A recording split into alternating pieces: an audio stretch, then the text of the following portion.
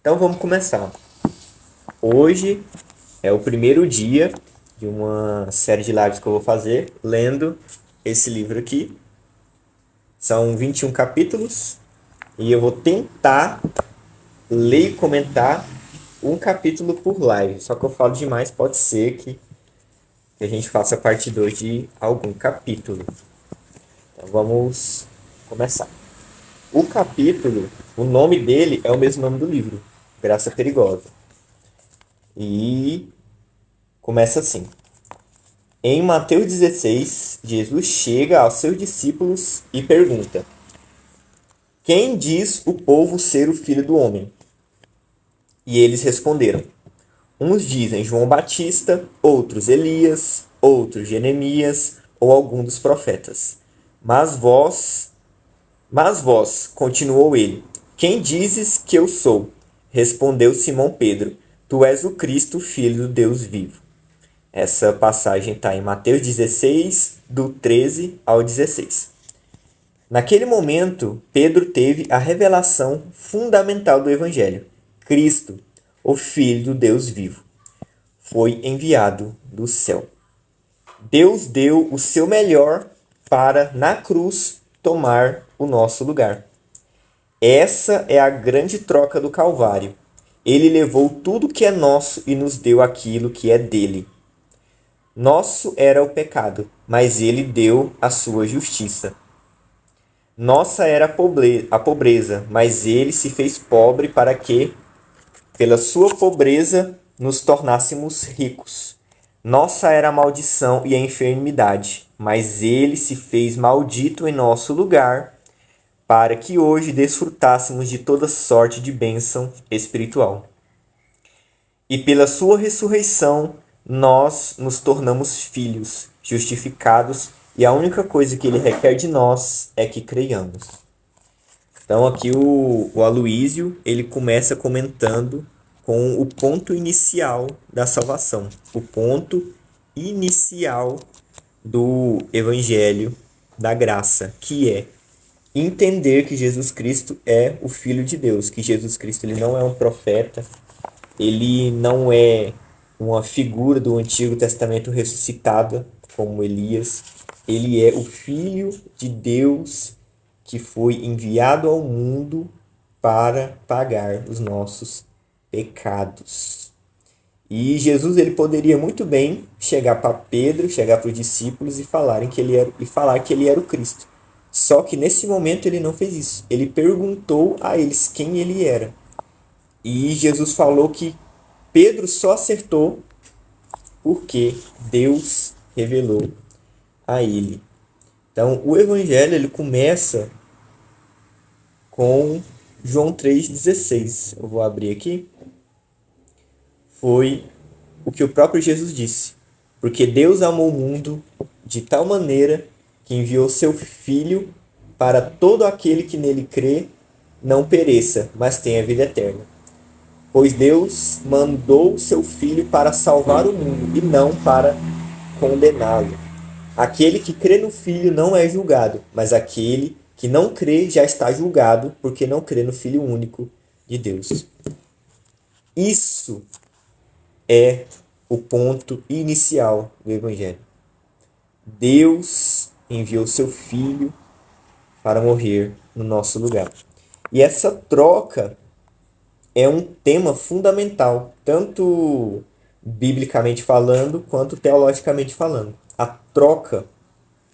Por que fala da troca, da substituição? Fala teologia da substituição.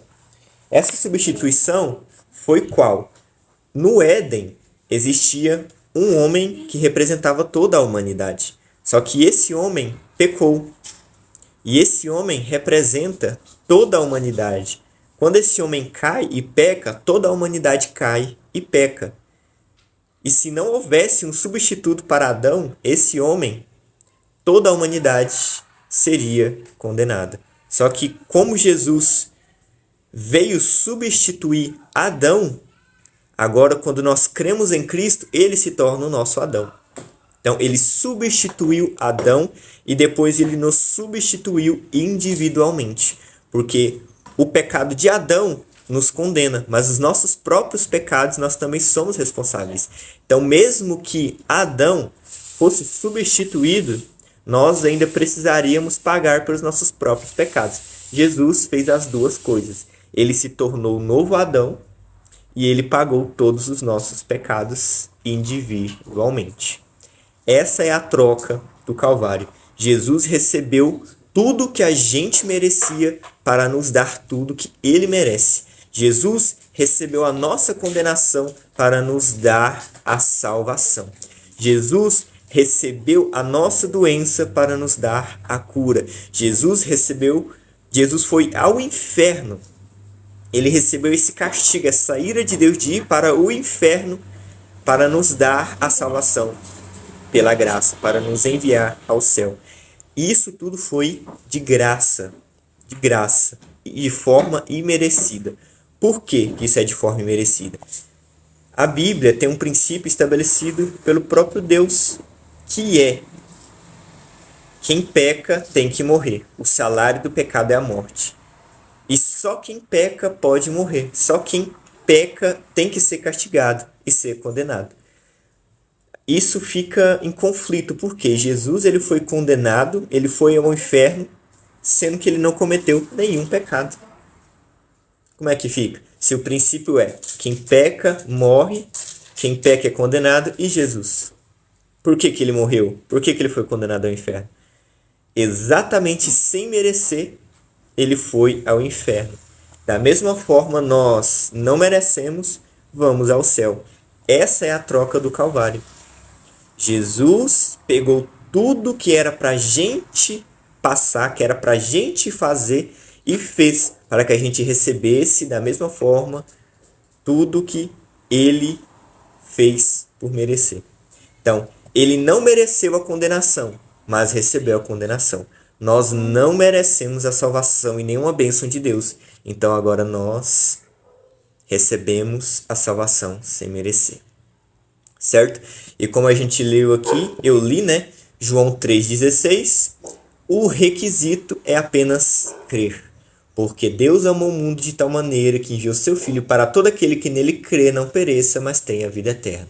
Versículo 18. Aquele que crê no Filho não é condenado, mas quem não crê já está condenado. Porque ainda permanece em Adão e ainda permanece em seu próprio pecado. Certo? Vamos para a próxima página. No finalzinho da live eu vou abrir oportunidade para as perguntas e para quem quiser subir aqui na janelinha que fica na lateral para a gente conversar. Durante a live não vou conseguir responder todos, mas eu estou lendo e eu posso comentar aqui na minha fala a pergunta de vocês também, mas não vou ler diretamente. Segunda página. Logo em seguida, Jesus disse: Bem-aventurado és tu, Simão, filho de Barjonas, pois não foi carne nem sangue que te revelou, mas foi o meu Pai. Mateus 16:17. O Evangelho só pode ser compreendido por revelação. Você não vai compreendê-lo simplesmente com sua mente natural. É preciso luz de Deus. A lei você entende na mente. Todo ímpio entende o que é lei. Você se comporta bem e é abençoado. Porém, quando se comporta mal, está arruinado. Aqueles que acreditam que, de alguma forma, a salvação depende das nossas obras, merecimento ou obediência, estão pensando o tempo inteiro dessa forma. Eu vou fazer o bem para ganhar o céu. Isso é lei, não é evangelho. Aqui o autor ele introduz um tema muito bacana, que é um tema essencial para compreendermos a graça e a nova aliança, que é diferenciar a lei e a graça. Martinho Lutero falou uma coisa muito legal. Os verdadeiros teólogos são aqueles que conseguem diferenciar a lei da graça, que conseguem separar a lei e a graça. Então, existe a lei de Moisés, existe a antiga aliança e existe a nova aliança e existe a lei do Espírito da vida. Então, são alianças diferentes e leis diferentes. Se nós não conseguimos diferenciar lei e graça, antiga aliança e nova aliança, nós ainda não conseguimos manejar bem as Escrituras. Nós não compreendemos ainda o Evangelho. Então, a lei, ela é bem simples de entender. Lei é religião. E o que é a religião? Tem aí uma palavrinha de outra língua, né, que é religare, que é o homem se ligar a Deus. É o homem fazer coisas para se conectar a Deus. É o homem se esforçando, fazendo rituais, sacrifícios, mudando o comportamento, evoluindo espiritualmente para chegar a Deus. Isso é religião e isso é lei. Todas as religiões são baseadas em algo que o homem faz para merecer a salvação, para merecer bênçãos, para merecer uma evolução, para ser recompensado pelo universo. Mas a graça não é assim. A graça não é o homem fazendo coisas para Deus. A graça é Deus fazendo tudo no lugar do homem, porque o homem é incapaz de fazer algo para se salvar. Então, a graça é completamente diferente, é o oposto da lei. Enquanto na lei você precisa fazer por merecer, na graça você precisa não merecer. Na graça você é insuficiente. Na graça você precisa admitir que você não consegue fazer nada que agrade a Deus, a ponto de você merecer a condenação e não ser condenado. Então, estudar a lei e a graça é muito importante. E o básico de lei e graça é isso. Na graça, você não merece nada e recebe tudo. A lei, você pode ser o homem mais santo do mundo, que mesmo assim você não se encaixará nos padrões de Deus e nunca conseguirá merecer a sua salvação. Paulo diz que ninguém nunca foi salvo ou abençoado pela lei. Em Gálatas, é um livro bem pequenininho, tem 6 capítulos. Vocês leem lá em 20 minutinhos, ele fala isso pelo menos umas 5 vezes, que ninguém jamais conseguiu algo de Deus pela lei, porque ninguém merece nada. Mas todos nós podemos receber, não merecer, mas receber a salvação pela graça de Deus, porque não merecemos. Amém? Então, basicamente, lei e graça é isso de forma bem resumida. Muito, muito resumida mesmo. Vamos para a próxima parte. Só há salvação no Evangelho. O Evangelho não consiste em nos esforçarmos para ir até Deus, mas no fato de que Deus veio até nós. Não é meramente um jogo de palavras. Toda religião é baseada nisto. Como alcançar Deus. Ter Deus ou chegar a Deus. Como alcançar a bênção ou a salvação. Toda religião ensina isso, inclusive a religião evangélica. Mas o Evangelho não nos ensina como chegar lá, e sim como ele chegou a nós. Nunca poderíamos ir a ele. Ele que veio até nós. O Evangelho nos conta sobre a obra daquele que veio e nos desafia apenas a crer nele. Então, é o que eu já tinha comentado, né? Eu dei o spoiler aqui. E como que fala, né, de religião evangélica? Que é um contexto geral.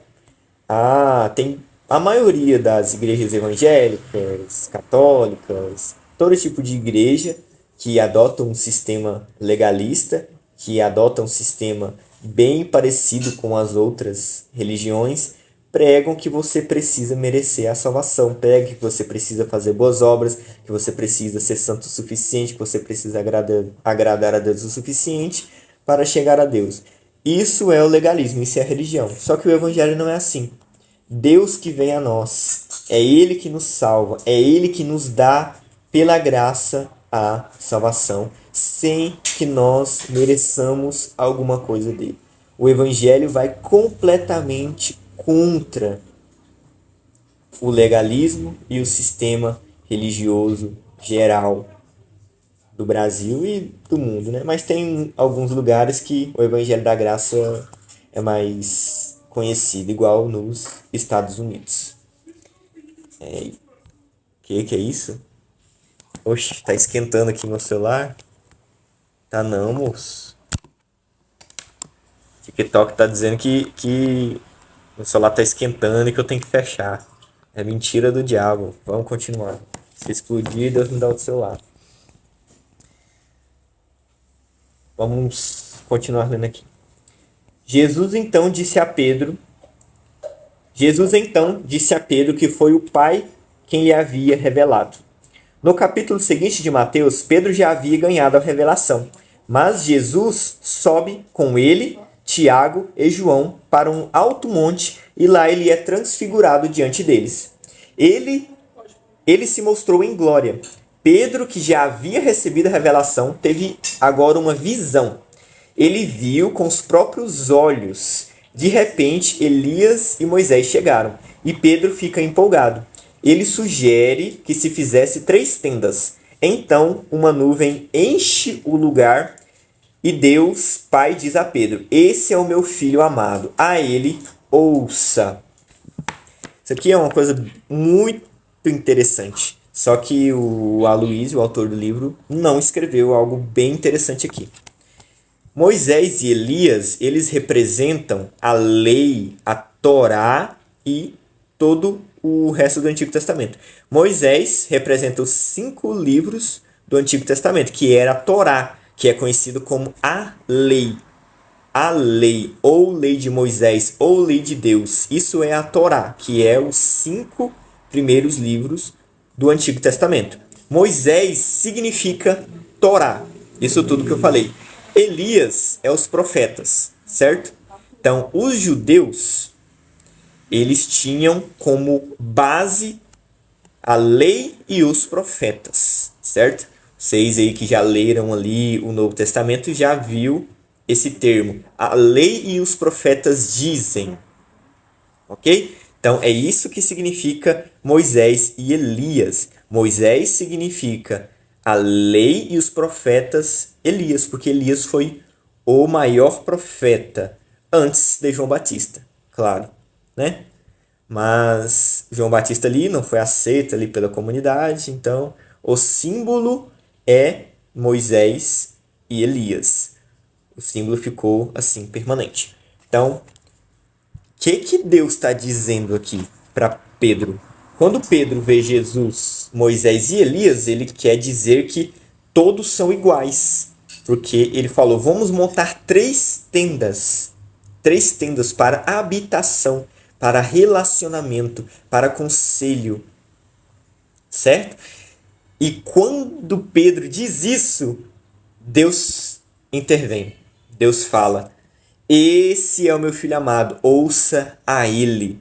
Então, hoje nós devemos ouvir a Cristo. Hoje nós ouvimos diretamente de Cristo. Hoje nós temos uma nova aliança no corpo de Cristo, no sangue de Cristo, através de Cristo.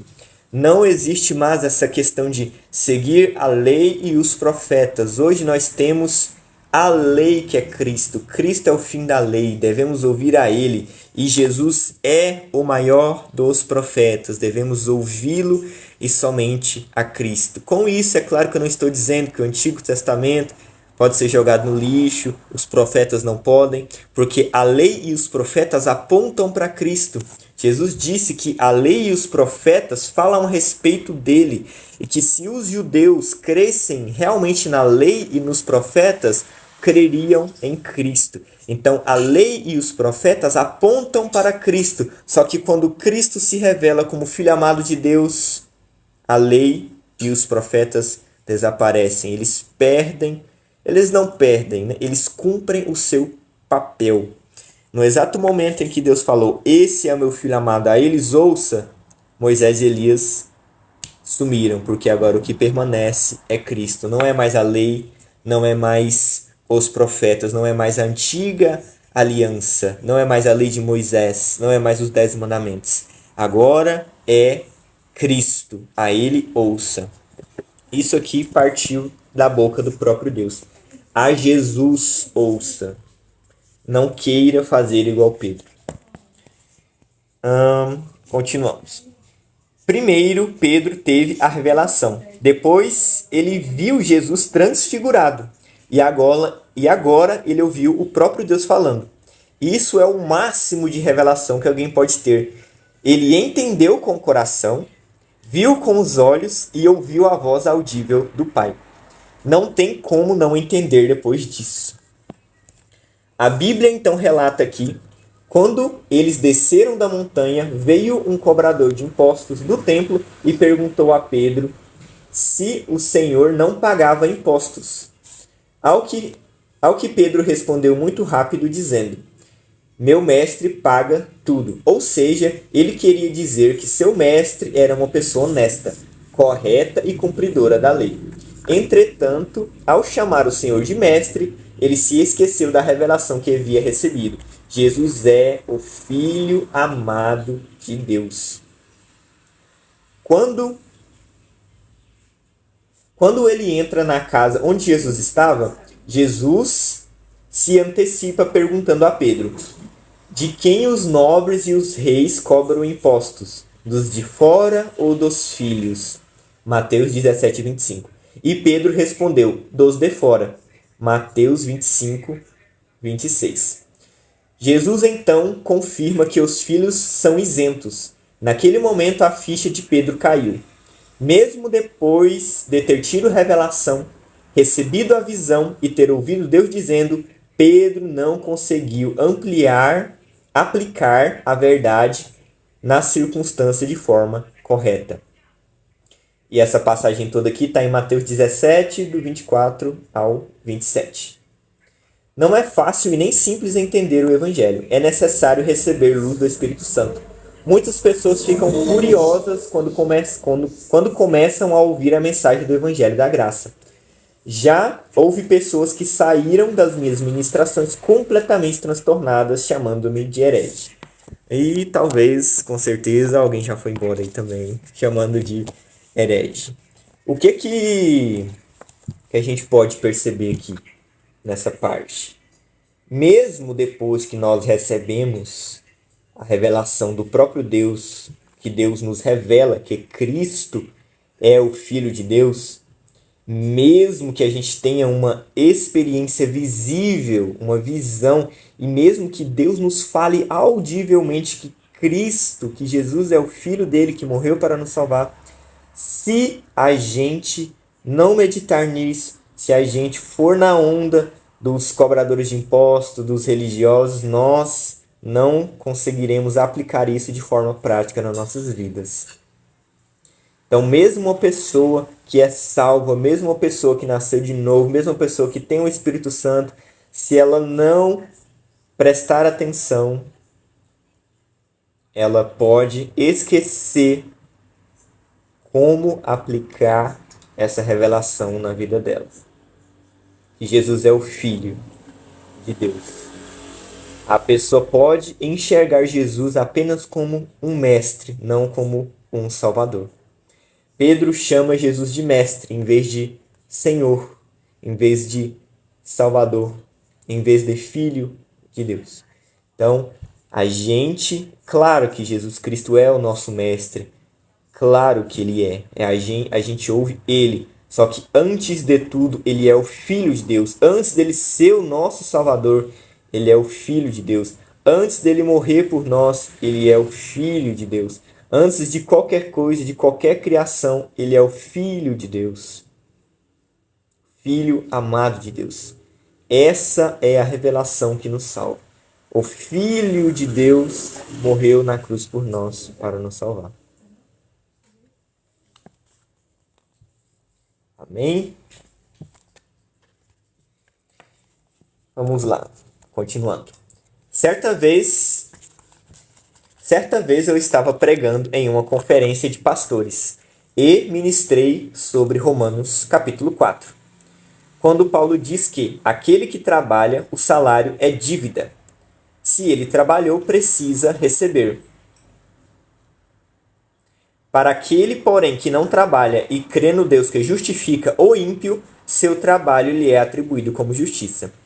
Quando falei essa verdade de que Deus justifica o ímpio, um pastor se levantou revoltado, chamou seus discípulos e os proibiu de me ouvir.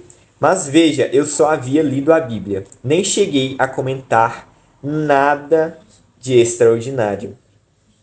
Então aqui o Aloysio está falando que ele só leu Romanos capítulo 4. E eu acredito que ele só tem lido até o versículo 8, porque eu também o gosto bastante. Vou ler aqui para vocês e a gente realmente só vai ler, para vocês verem o tanto que realmente é escandaloso. Aqui, ó. Eu vou ler do versículo 3 até o 8, na NTLH.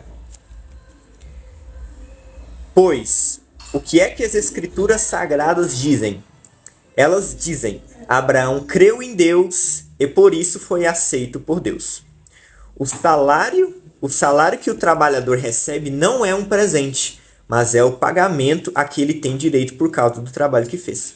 Porém, a pessoa que não põe a sua esperança nas coisas que faz, mas simplesmente crê em Deus, é a fé dessa pessoa que faz com que ela seja aceita por Deus, o Deus que trata o culpado como se fosse inocente. E isso foi o que Davi queria dizer quando falou da felicidade daqueles que Deus aceita sem levar em conta o que eles fazem. Davi disse: Feliz aquele cujas maldades Deus perdoa e cujos pecados Deus apaga. Feliz aquele que Deus não acusa de cometer pecado. Aqui essa tradução que eu estou usando, ela não fala ímpio, né? Mas eu vou achar que é a tradução que fala ímpio.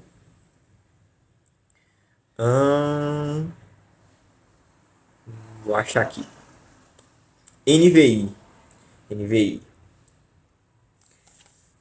No entanto, o que não trabalha, mas crê naquele que justifica o ímpio, a sua fé é imputada como justiça. Davi diz a mesma coisa quando fala da bênção do homem a quem Deus atribui justiça, independente das obras. Então, só ler isso aqui, você já vê que é um negócio absurdo. Você não trabalha para receber a sua salvação. Deus justifica o ímpio. O ímpio não merece. O que é o ímpio? O ímpio é aquela pessoa que faz todo tipo de pecado, gosta do pecado, certo? E por isso que aquele pastor ficou revoltado, porque ele já deve ter estudado a teologia. E ímpio na teologia é esse tipo de pessoa. É aquele pecador ruim mesmo. Aquele pecador, o pior tipo de pecador. E Paulo diz aqui que Deus justifica, e justificar é salvar. Deus salva o ímpio simplesmente porque ele creu. E depois ele ainda finaliza: independente das obras. E depois ele finaliza de novo: bem-aventurado aquele a quem Deus não atribui pecado. Aí o pastor ficou revoltado, deve ter ido embora, chamando ele de herege. Mas é simplesmente o que Paulo diz. E Paulo ele vai completar esse raciocínio aqui em Romanos capítulo 5, né? Onde ele diz que toda a humanidade estava no pecado de Adão. Então, sem Cristo, todos nós somos ímpios. Todos nós temos prazer no pecado. Todos nós estamos perdidos e mortos. Uma pessoa sem Cristo, ela tem prazer no pecado, ela peca porque quer.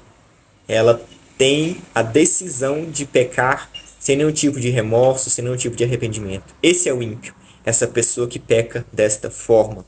E Deus é aquele que salva o ímpio. Mas em Romanos 5, nós deixamos de ser ímpios e nos tornamos justos.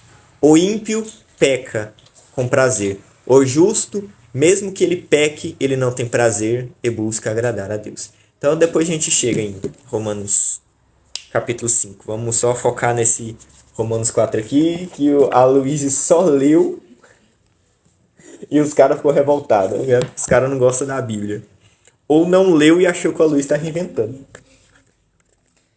Vamos continuar lendo aqui. O problema é que eles não conseguem acreditar que a graça é realmente tão boa. Não estou dizendo que as pessoas são mal intencionadas. Eu até acho que elas têm um coração sincero, mas se opõem ao ensino da graça de Deus, principalmente quando o ensino é claro, forte e contundente. Elas dizem que é algo muito perigoso. Olha lá, é perigoso. Até me perdi aqui. Elas dizem que é algo muito perigoso. Onde é que está escrito isso aqui? Ah, tá. Elas dizem que é algo muito perigoso, advertindo as pessoas a terem cuidado com aquilo que temos ensinado sobre o favor imerecido. Essas pessoas imaginam que eu, como pregador da graça, tenho uma vida de pecado, ou que vivo em orgias e quero levar os irmãos a uma vida desenfreada no pecado. Pensam mesmo que estou aqui para ensiná-los a viver no pecado. Assim atacam a mensagem, chamando-a de graça barata. Sobre isso, gosto de dizer que custou tudo para o Senhor Jesus, mas é totalmente gratuito para nós. Eles chamam de graça barata, mas ela custou muito caro. No entanto, é óbvio que ela é nos dada de graça. Caso contrário, não seria graça.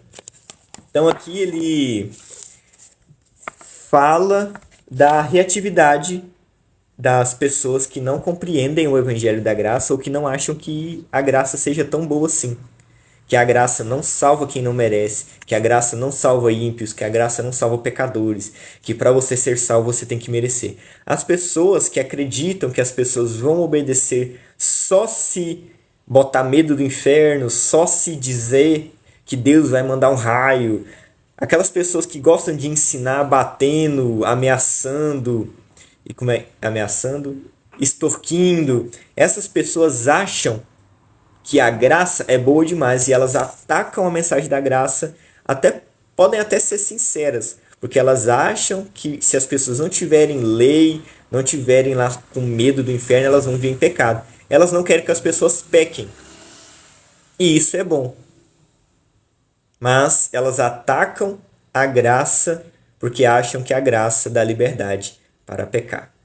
Então, esse é o erro deles. Eles podem ser filhos de Deus, eles podem ter o Espírito Santo, só que eles estão ali achando que a maneira certa de obedecer a Deus é extorquindo as pessoas. É dizendo, ó, se você não obedecer, você vai para o inferno. Se você não obedecer, Deus vai te mandar um raio. Se você não obedecer, Deus vai te adoecer. Se você não obedecer, Deus vai te mandar ali um câncer, sei lá o que. Deus vai mandar outra praga para matar esses crentes tudo, porque a igreja, que não sei o que. Esses caras que gostam desse tipo de pregação, quando ouve a graça, fica indignado.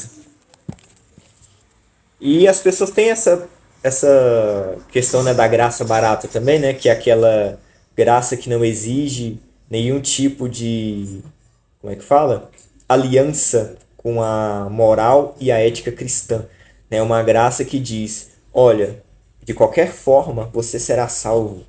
Não é necessário nenhuma obra tua. Aí, partindo dessa pequena fração da verdade do Evangelho, eles dizem, então, não precisamos fazer nada, não precisamos pregar, não precisamos nos comportar bem, não precisamos mudar de vida, não é necessário mais nada, porque no final todos seremos salvos. Só creio, pronto, acabou. Isso é a definição de graça barata quando eles falam. Né? Só que o evangelho da graça não é graça barata. Não é isso. O evangelho da graça é o evangelho pregado por Paulo. E Paulo diz que a salvação ela é de graça, não vem das obras para que ninguém se glorie, nada que a gente faça vai fazer a gente perder a salvação ou algo assim, mas essa graça que nos salva de graça, nos dá vitória sobre o pecado, transforma o nosso coração, coloca o Espírito Santo dentro de nós e nos... Não tem outra palavra, nos transforma, é transformar mesmo, nascer de novo. Essa graça que nos salva de graça nos faz nascer de novo. E uma pessoa que nasceu de novo, ela muda de comportamento como consequência, não para merecer a salvação. Então, quando tem os legalistas, os religiosos, eles querem ofender, quer descredibilizar a mensagem da graça, eles dizem que é libertinagem ou graça barata, para as pessoas não ouvirem, entendeu? Então é algo que parte de uma ignorância tremenda. Agora aqui, ó. Próximo tópico. A gente só leu um até agora, que é a graça perigosa, e agora entrou em outro tópico. Existe a hipergraça? Esse é o nome do tópico. É uma pergunta.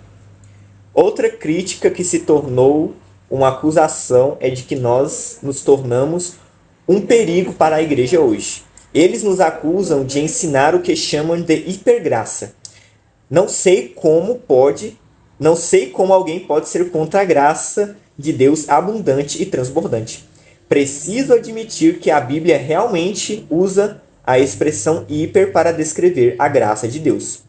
Na verdade, não é uma expressão, mas um prefixo. Agora vai ler aqui um versículo, Romanos 5:20. Sobreveio a lei para que avultasse a ofensa, mas onde abundou o pecado, superabundou a graça. A descrição da graça aqui é que ela é superabundante. Essa palavra no grego é huperperissel. É uma palavra em grego, eu acho que eu li certinho. Eu li como está aqui, ó. Huperperissel. Observe que ela tem o prefixo huper, que é hiper, para indicar que não é apenas abundante, mas superabundante, indescritivelmente abundante. Então, existe, né, essa questão, hipergraça, isso aí é hipergraça, é bem parecido com graça barata. Hipergraça e graça barata é quase a mesma coisa. Quando os críticos falam isso, eles querem dizer que você está pregando que a graça te salva, mas não diz que tem que mudar de vida, que você pode viver pecando, que não tem nada a ver pecar e que pecado não é ruim, não existe lei e tal, a lei de Moisés é inútil, que você não precisa dela para nada, você rasga o Antigo Testamento e tal. Eles misturam as verdades com mentira para descredibilizar. Então, graça barata e hipergraça são sinônimos na boca dos críticos. Só que é meio interessante. O apóstolo Paulo, ele realmente usa a expressão hipergraça e está aqui em Romanos 5:20. Essa palavra superabundou, abundou, na verdade, o original é huperperissel. Se a gente fosse traduzir literalmente, significaria assim, ó, aonde abundou o pecado, hipergraça. Só que não faz muito sentido, né? Então, os tradutores colocaram superabundou a graça.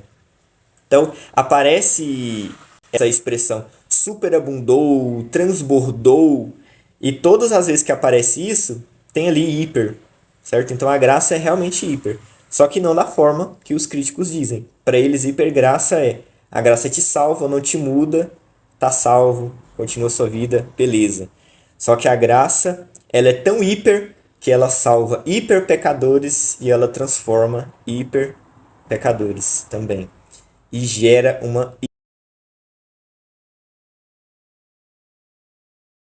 Vamos para o próximo. Ele vai ler outro versículo. Efésios 2:7. Para mostrar nos séculos vindouros a suprema riqueza da sua graça, em bondade para conosco em Cristo Jesus. A palavra suprema no original grego é huperbalo, que significa supremo, algo que está em cima de qualquer descrição. A riqueza da graça é suprema, ela transcende o entendimento e supera as expectativas. Mais uma vez, vemos o prefixo hiper sendo usado. Não há como descrever a graça de Deus sem dizer que ela é hiper. Então, a graça, ela é realmente hiper, suprema, super, hiper e suprema. Então, aqui, ó, o apóstolo Paulo diz que a riqueza da graça é hiper, em bondade para conosco. Então, se você estiver ouvindo uma pregação e você não disser, isso é bom demais para ser verdade, Deus é bom demais, não é possível, não é o evangelho da graça que está sendo pregado. Certo? Porque Huperbalo significa isso aqui mesmo no original. Significa algo que transcende o entendimento e supera expectativas. Se a graça de Deus não supera suas expectativas e não supera o seu entendimento, não é a graça de Deus. Então, o ser humano carnal, racional, ele é legalista, religioso por natureza. E a única coisa que supera a mente, supera as expectativas da mente carnal natural é a graça de Deus que nos salva de graça. Certo? Se você pregar lei, se você pregar que você tem que merecer, se você pregar que você precisa se comportar bem para receber bênçãos, em qualquer religião, todo mundo vai achar super de boa, super tranquilo. É assim mesmo que funciona. Só que se você pregar em qualquer religião a graça, que a gente não precisa merecer, que o próprio Deus faz tudo para nos salvar, aí o negócio fica complicado. Inclusive em muitas igrejas que se dizem evangélicas. Se você pregar isso, vai complicar, porque eles ainda não compreenderam o evangelho da graça de Deus. Se a graça não for hiper, não é a graça. Porque o que mais falou sobre a graça foi o apóstolo Paulo. E ele usou esse prefixo, então a gente pode também. Então a graça é realmente hiper. Mais um versículo aqui. 1 Timóteo 1,14. Transbordou, porém, a graça do nosso Senhor com a fé e o amor que há em Cristo Jesus. A palavra transbordou no grego é huper, essa palavra que tá difícil, huperpleonazo, que significa transbordante. O prefixo hiper significa, tanto em português como em grego, acima, além, exagerado, em excesso. Hiper significa isso, ó, acima, além, exagerado, com excesso. Então a graça de Deus, ela é exagerada, ela é em excesso. E é usado muitas vezes no Novo Testamento para descrever a graça de Deus. Por que então não deveríamos ser hiper sobre a abundância da graça de Deus? É uma pergunta. Se o próprio apóstolo Paulo usa esse prefixo, né, várias vezes, por que nós não podemos? Por que nós não podemos pregar essa graça exagerada além das nossas expectativas e explicações? Essa é a graça verdadeira. E essa é a graça que é perigosa. É perigosa para a religião, para o legalismo, para o diabo, apenas para eles. Não para nós, os filhos de Deus que precisamos de uma hipergraça para nos salvar, porque somos hiperpecadores. Vamos, outro tópico, esse aqui foi rapidão. A maravilhosa graça. Quero compartilhar com você alguns versículos do Novo Testamento que falam sobre a graça de Deus. Primeiro, 1 Pedro 5:10. Ora, o Deus de toda a graça, que em Cristo nos chamou à sua eterna glória, depois de terdes sofrido por um pouco, ele mesmo vos há de aperfeiçoar, firmar, fortificar e fundamentar. Deus é o Deus de toda a graça. Muitos até querem dizer que ele é o Deus de todo juízo e condenação, mas a verdade é que ele é o Deus de toda a graça. Paulo, quando vai falar do Deus, definir o Deus que é todo alguma coisa, ele fala que ele é o Deus de toda a graça. É claro que isso não exclui os outros atributos de Deus. Deus é justo e dentro da justiça tem ali a implicação de condenar, né? De colocar ira e tal. Mas quando Pedro e Paulo vão definir que Deus é Deus de todo alguma coisa, não fala Deus é o Deus de toda a ira, Deus é o Deus de toda a condenação, mas ele fala Deus é o Deus de toda a graça, focando na graça, dando um foco exagerado na graça, igual a gente viu, né? Do hiper é exagerado. Então, Paulo fez isso, Pedro também fez isso aqui. Deus é o Deus de toda a graça. E se você quer pregar o evangelho verdadeiro, é o verdadeiro evangelho da graça. A live tá travando, acho que é porque o celular realmente tá esquentando. Vou ver aqui o que eu posso fazer. Mas não tá esquentando. Não tá. Se eu tirar da capinha, será que resolve alguma coisa? Vou tirar aqui. Deve que ajuda, né?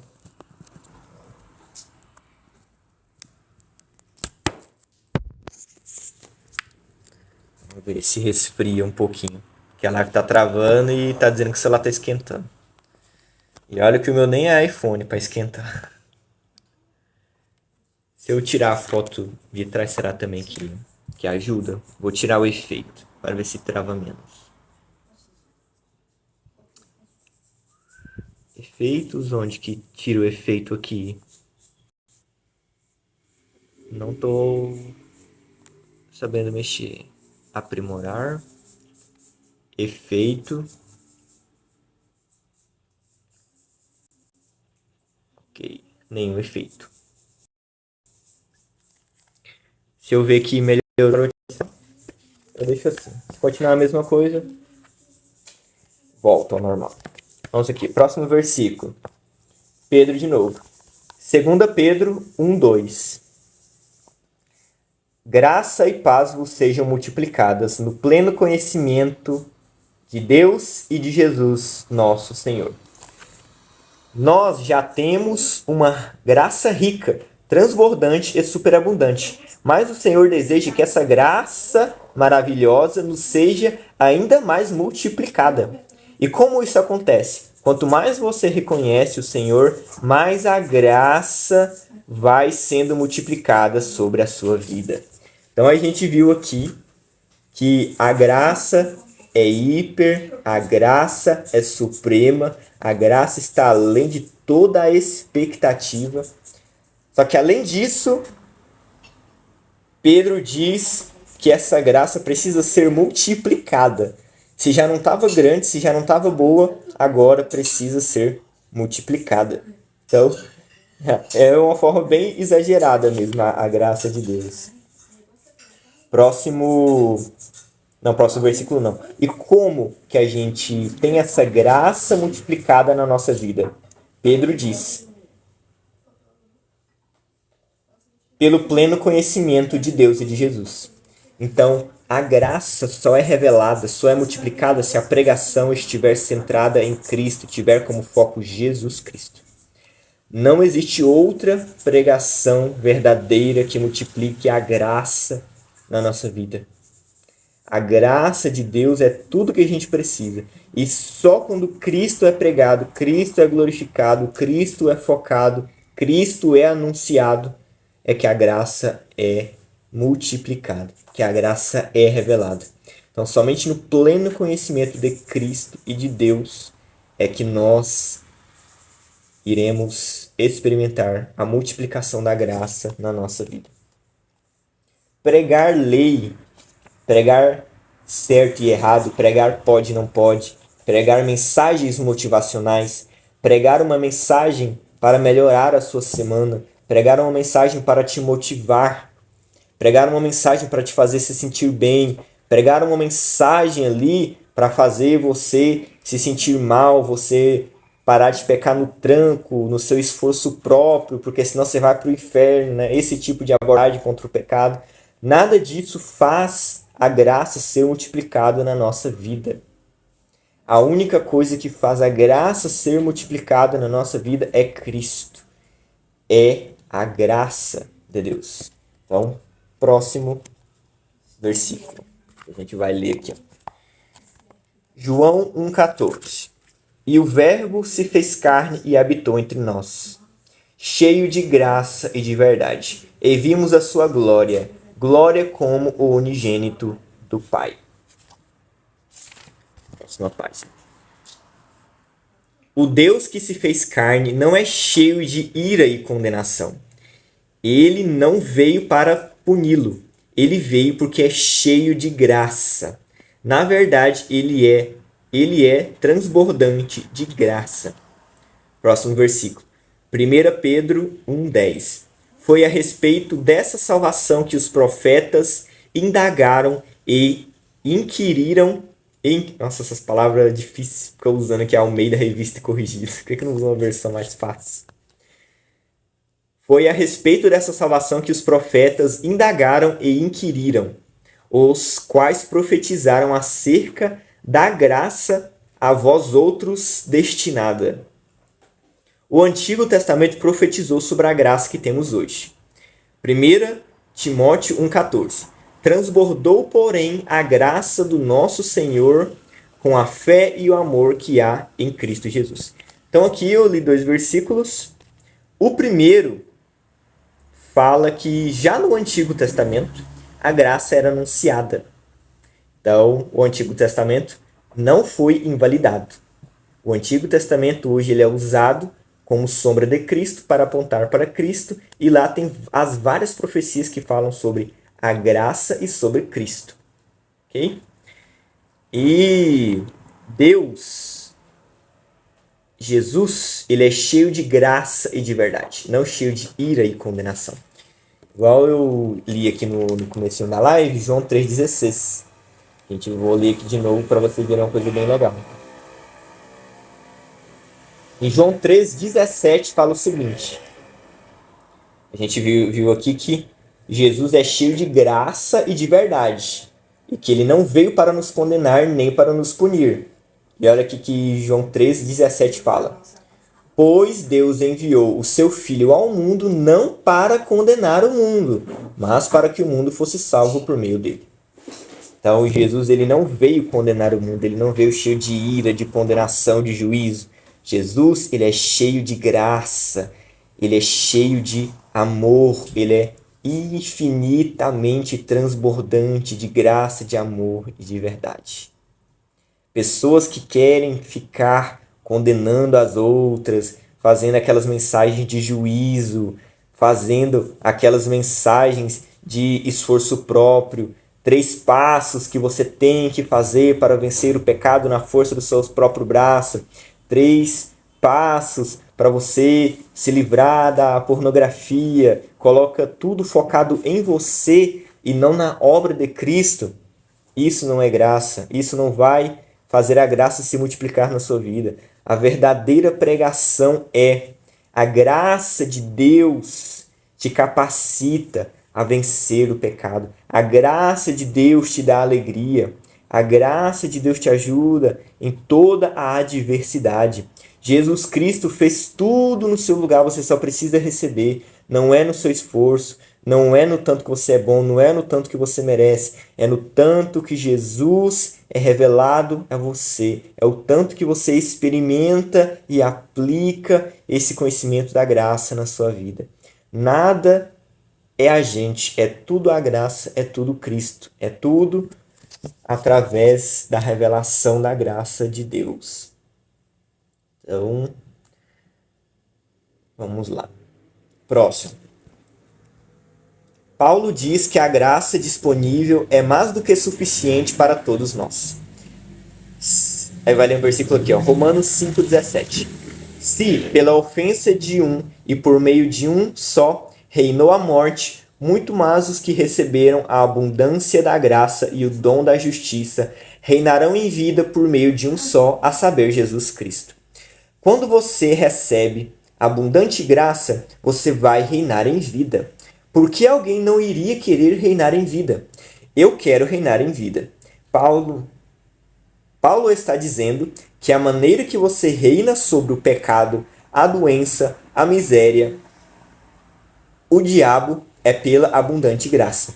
Quando você crê que a graça é abundante, então está dizendo que a graça é hiper. Então, reinar em vida é um pacote, né? Você reina sobre o pecado, reina sobre o diabo, reina sobre o mundo, reina sobre a doença. Você reina em todas as áreas da sua vida. A graça reina, porque a graça é abundante. E ela só é abundante com a revelação de Cristo. Quando Adão pecou, todos nós recebemos condenação. Todos nós recebemos o merecido castigo, que é se separar de Deus. E no final da nossa vida, a condenação eterna. Só que Cristo veio para solucionar isso. Por meio de um só, a morte reinou. E por meio de um só, a graça reina. A graça transborda.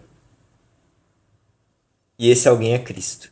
Adão lascou tudo, bagunçou tudo. Jesus arrumou tudo, consertou tudo e fez tudo muito mais abundante do que era antes da queda. E a gente só pode reinar em vida através da graça, não através da lei, não através da justiça própria, do merecimento, do eu faço, do eu consigo, do eu faço por merecer, do eu vou fazer um voto para Deus me dar tal bênção, do eu vou fazer um propósito para vencer tal pecado, do eu vou fazer campanha, do eu vou ir a pé até outra cidade, do qualquer coisa que você quiser inventar que não seja Cristo. Nada disso vai fazer você reinar em vida, você receber a bênção de Deus, você vencer a doença, você se sentir alegre, você vencer principalmente o pecado. Nada disso vai fazer. Só a graça de Deus. Paulo foi bem claro. Através da graça reinarão em vida. Não é através de nenhuma outra coisa. A graça é suficiente. Vamos para o próximo. Próximo versículo. João 1,16. Porque todos nós temos recebido da sua plenitude graça sobre graça. Para compreender a ideia de receber graça sobre graça, imagine que você está na praia e uma onda vem em sua direção. Isso é graça. Então, uma segunda onda vem, encontra-se com essa que estava vindo e se sobrepõe a ela. Depois, uma terceira onda vem atrás e se sobrepõe a essa, de maneira que as ondas vão sempre se sobrepondo umas às outras. Isso é graça sobre graça. É muita graça. Eu quero receber da sua plenitude graça sobre graça. Então, a graça de Deus é igual mesmo às ondas do mar, quando alguém vai na praia. Quando você acha, tá bom demais para ser verdade, Deus me ama muito, aí vem de novo. Não, Deus te ama mais do que você imagina, te abençoa mais do que você imagina. Aí quando você tá entendendo isso, Deus fala: você é meu filho amado, eu quero te usar, o seu pecado não atrapalha o nosso relacionamento, não quebra a nossa comunhão, porque eu já paguei o pecado. Aí quando você está compreendendo isso, o Espírito Santo quer te usar, mesmo você achando que não merece. Aí quando você entende isso, você já recebe as coisas sem merecer nada de Deus. Então a graça sempre é abundante, é sobre graça, sobre graça. Plenitude da graça é graça sobre graça. E quando ele fala plenitude, plenitude é algo pleno, que já alcançou o seu limite, o seu padrão, está perfeito. Mas ele fala da sua plenitude, graça sobre graça. Então, a plenitude é de Cristo, e de Cristo recebemos graça sobre graça. Então é tudo de Cristo, a graça vem de Cristo. E ele sempre vai nos dando mais graça, mais graça, mais graça, mais graça, mais graça. E quando a gente acha que entendeu, quando a gente acha que já está bom demais para ser verdade, ele vem com outra graça, nos surpreende. E é demais. Não tem como descrever graça sobre graça de outra forma. É assim. Próximo versículo. Romanos 5, 2. Por intermédio de quem obtivemos igualmente acesso pela fé a essa graça na qual estamos firmes e gloriamo-nos na esperança da glória de Deus. Por meio de Cristo, por meio do Senhor Jesus, temos acesso a essa graça pela fé. Fique firme na graça pela fé. Não espere sentir alguma coisa. Simplesmente creia de todo o coração que agora você está debaixo do favor imerecido do céu. Próximo versículo, Romanos 5,15. Todavia não é assim o dom gratuito como a ofensa. Porque se pela ofensa de um só morreram muitos, muito mais a graça de Deus e o dom pela graça de um só homem, Jesus Cristo, foram abundantes sobre muitos. Tá meio complicadinha aqui essa versão, mas deve ser uma ARC. Eu vou olhar aqui esse versículo aqui na outra tradução. que no livro tá complicado. Romanos 5,15. 5,15. Entretanto, não há comparação entre a dádiva e a transgressão. De fato, muitos morreram por causa da transgressão de um só homem. Mas a graça de Deus, isso é, a dádiva da graça de um só, Jesus Cristo, transbordou ainda mais para muitos. Ficou mais fácil de nós entender.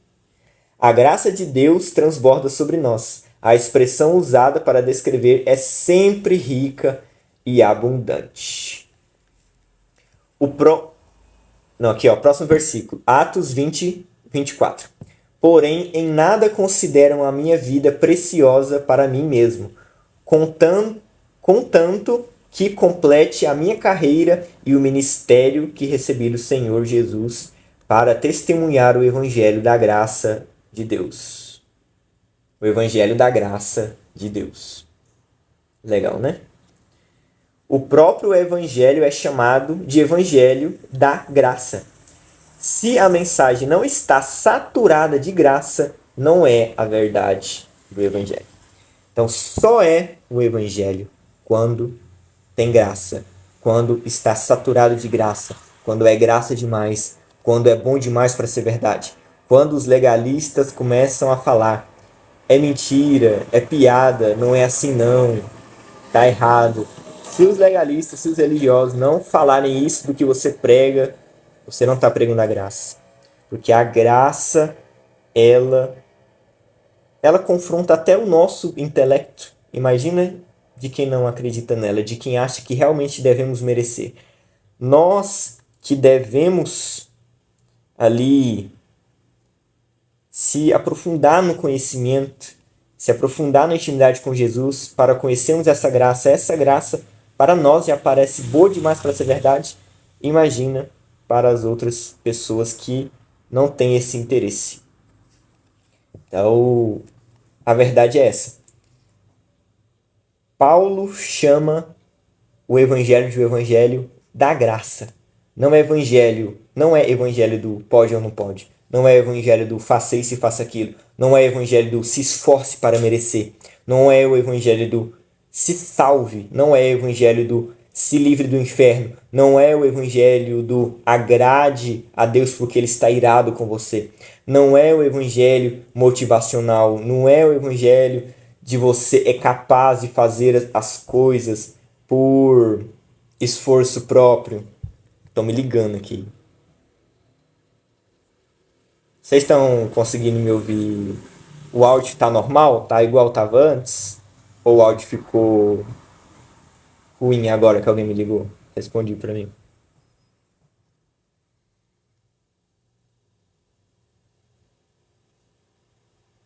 Se ficar ruim, eu vou ter que silenciar o WhatsApp, botar no modo avião. Okay.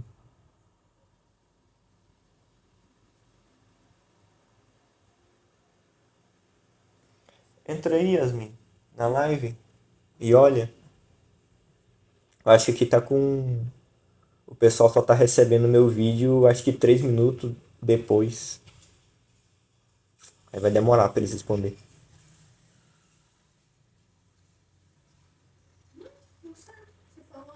Escuta, eu quero ouvir o áudio. Me dá o celular aqui. Deixa eu ver, deixa eu fazer o que eu quero. Deixa eu ver aqui. Me dá o celular. Testando.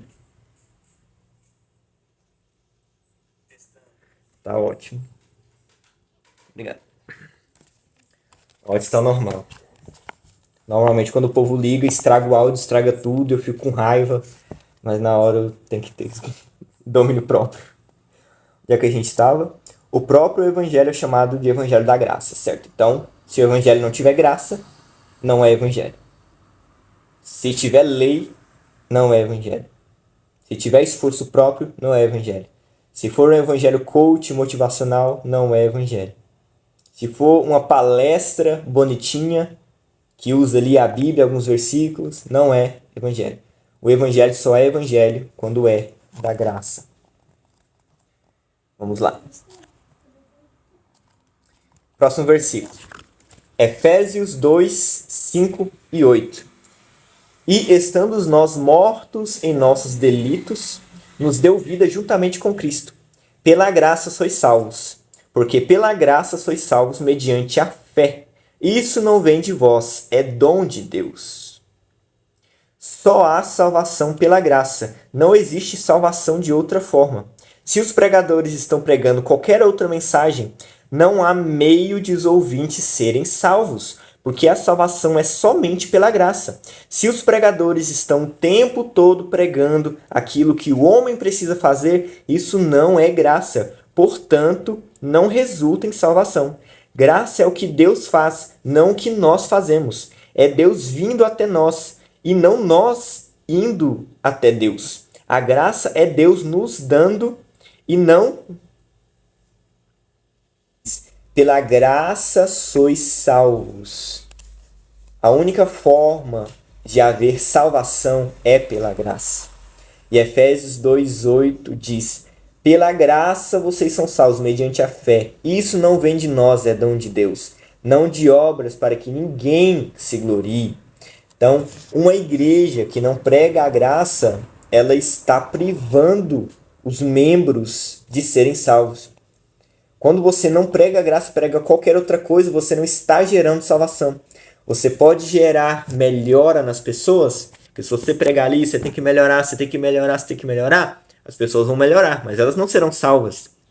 Se você pregar ali, você tem que fazer isso, você não pode ter aquilo, você vai fazer que as pessoas tenham uma conduta ética e moral transformada, né? Melhorada também, mas não vai salvar. Se você pregar ali, coach, você é lindo, você é maravilhoso, você consegue e tal, 3 princípios de Davi que vão mudar a sua vida, 5 passos para ter a vida igual a de José e se tornar o rei de tudo, o governante de tudo.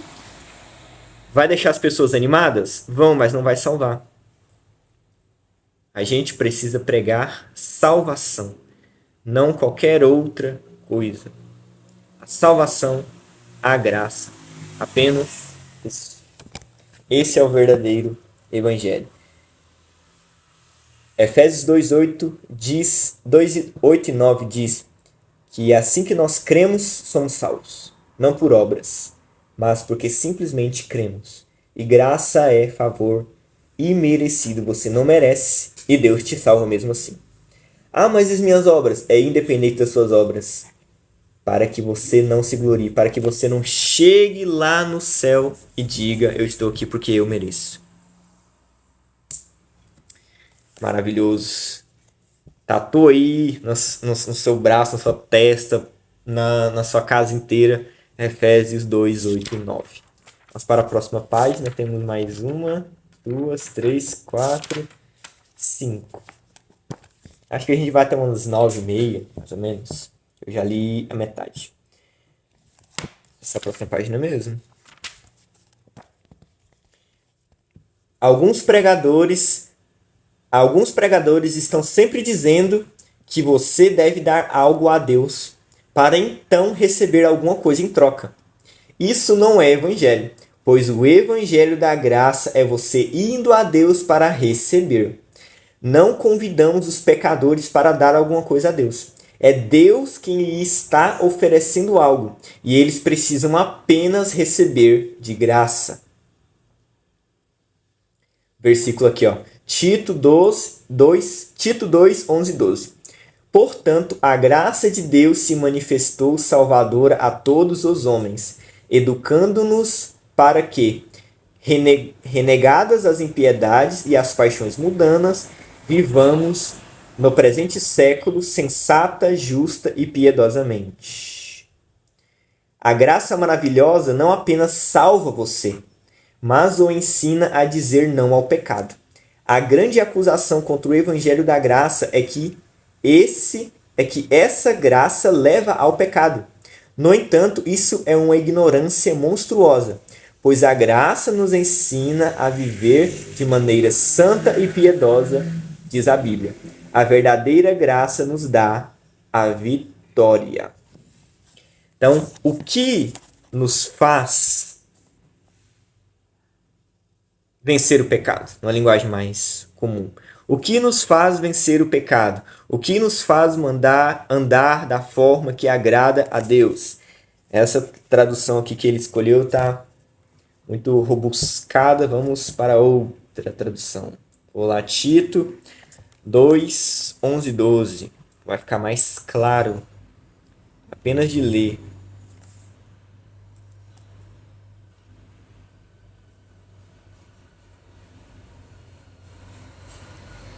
Eu vou ler do 11 até o 14 para ficar melhor para nós, para entender. Ó, pois a graça se manifestou salvadora a todos os homens.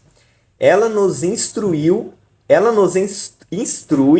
em outras traduções, nos ensina, educa, nos impulsiona a renunciar à impiedade, aos desejos mundanos e a viver de maneira sensata, justa e piedosa na era presente. Enquanto aguardamos a bendita esperança, a glória da manifestação do nosso grande Deus e Salvador Jesus Cristo. Ele se entregou por nós a fim de nos redimir de toda a iniquidade e purificar para si mesmo um povo particularmente seu, dedicado à prática de boas obras. É isso que você deve ensinar, Tito, encorajando-os a repreendendo-os com toda a autoridade. Ninguém despreze você. Paulo está dizendo a Tito que é isso que ele deve pregar. Que a graça se revelou e se manifestou salvadora a todos os homens, e é a graça que nos ensina a viver de maneira santa, piedosa e justa. Não é a lei que vai nos ensinar a viver de maneira boa, santa e justa. Não é um evangelho motivacional que vai transformar a sua vida. Não é Moisés, não é os 10 mandamentos, não é uma lista de regras, não é a lista de usos e costumes internos das igrejas que vai fazer isso. Não é meditação, entrar lá em transe, em cosmos, se conectar consigo mesmo e sei lá o que, blá blá blá, que vai te fazer ser transformado na sua conduta. É a graça quem faz isso. Muita gente fala, se a gente não pregar a lei, se a gente não falar para de pecar, se a gente não falar muda de vida ou você vai para o inferno, as pessoas não vão mudar de vida. Então você tem que fala da graça, fala que as pessoas são salvas. Mas se você não meter o pau nas pessoas, elas não vão mudar. Isso é mentira.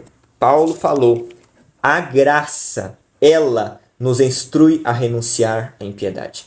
Não é nada além da graça que transforma a nossa vida.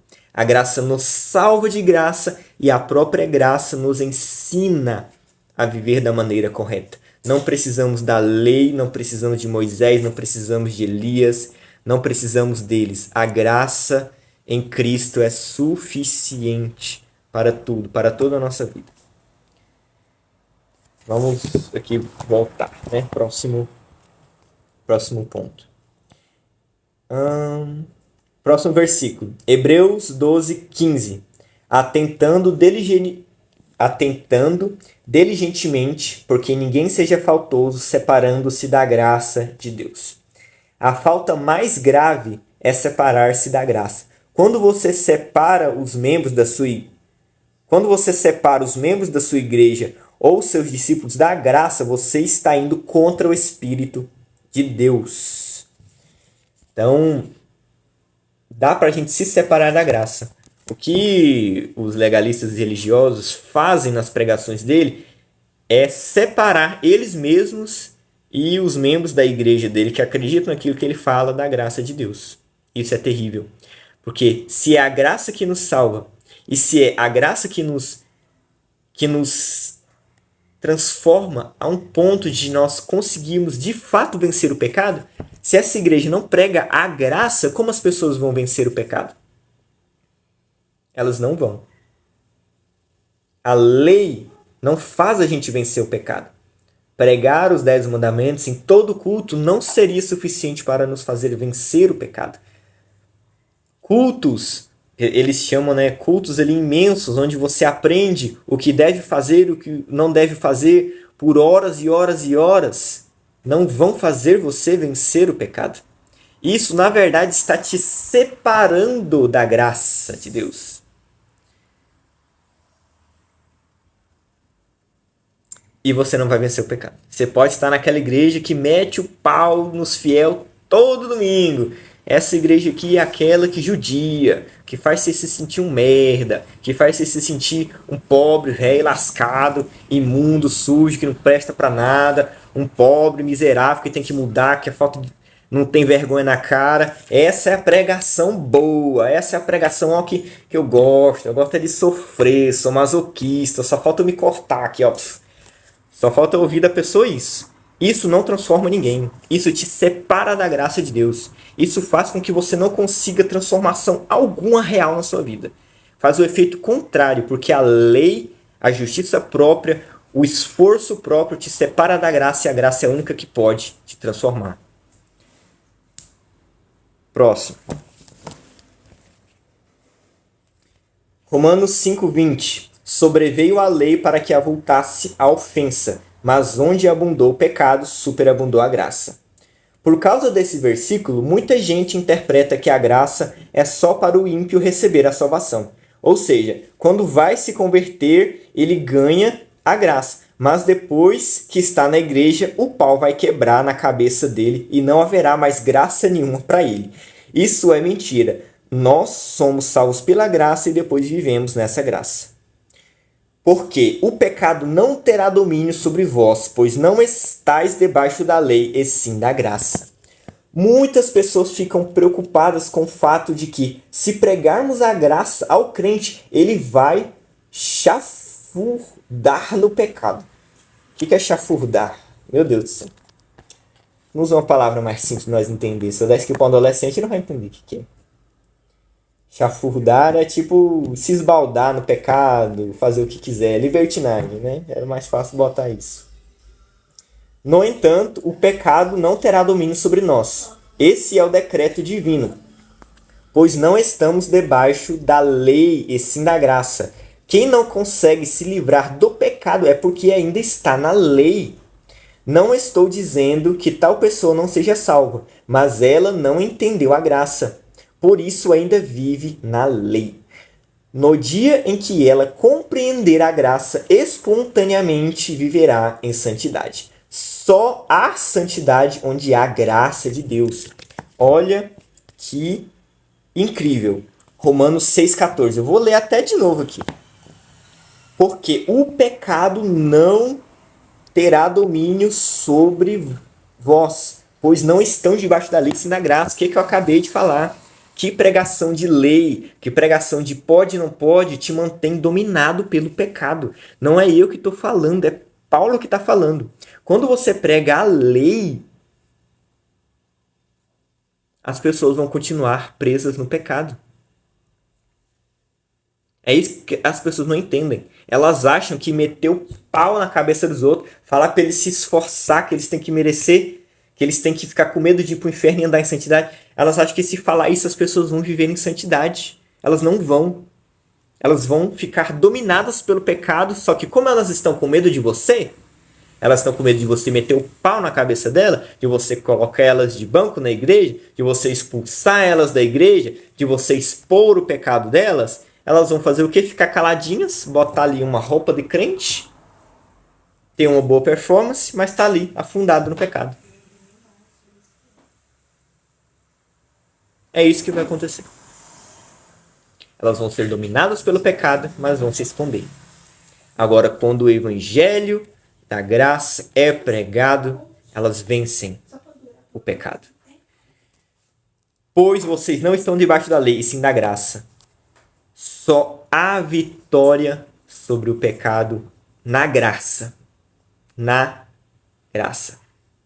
E é Paulo que está dizendo, porque o pecado não terá domínio sobre vocês, porque vocês não estão debaixo da lei, e sim da graça. A lei, a demanda, o pode ou não pode, a lista de regras, os usos e costumes fazem as pessoas ficarem dominadas pelo pecado. E é até uma loucura as pessoas falarem, não, é esse tipo de pregação do pode, não pode, do faça isso, não faça aquilo, que faz as pessoas mudarem de vida. É completamente contrário do que Paulo disse. Isso é até uma heresia. Falar isso é heresia, porque Paulo disse o contrário. Esse não é o evangelho que Paulo pregou. Vamos para o próximo. Próximo versículo. Atos 13, 43. Despedida a sinagoga, muitos dos judeus e dos prosélitos piedosos seguiram Paulo e Barnabé. E esses, falando-lhes, os persuadiram a perseverar na graça de Deus.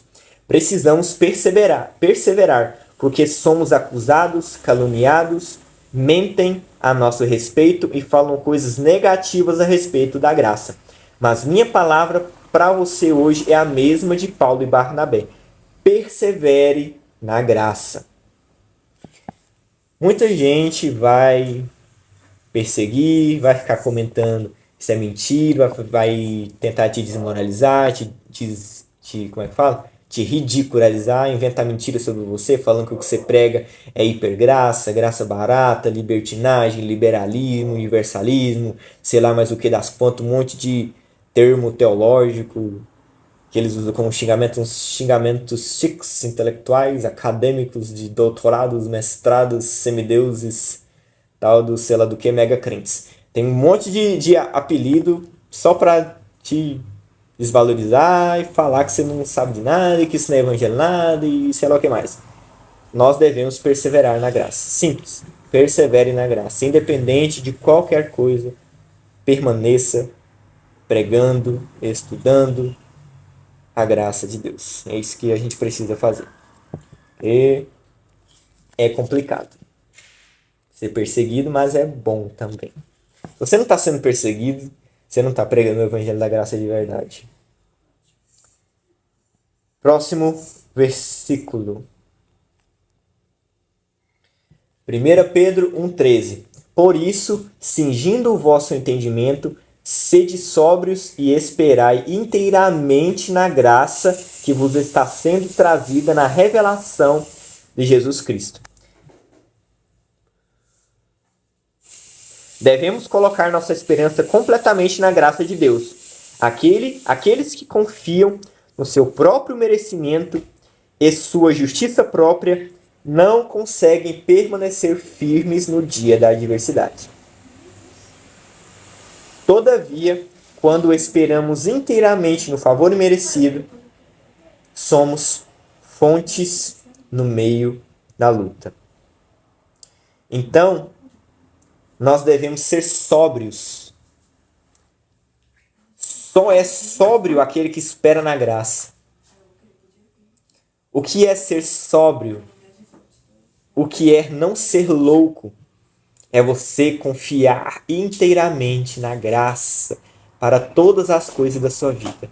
Quando você acredita que é você que se salva, quando você acredita que é você se comportando bem, que Deus vai te amar mais, quando você acredita que é você fazendo o que deve ser feito, que Deus vai te abençoar, quando você acredita que é fazendo um monte de coisa, voto, propósito, orando ali exaustivamente, fazendo um monte de reza repetida, fazendo ali abstinência de várias coisas, se privando de coisas, fazendo ali um culto de, sei lá, como é que chama? Meditação, mantra, chakra, curso com coach, como se livrar do pecado de acordo com a ciência. Quando você acredita que é tudo baseado em você, você não está sendo sóbrio, você está sendo doido.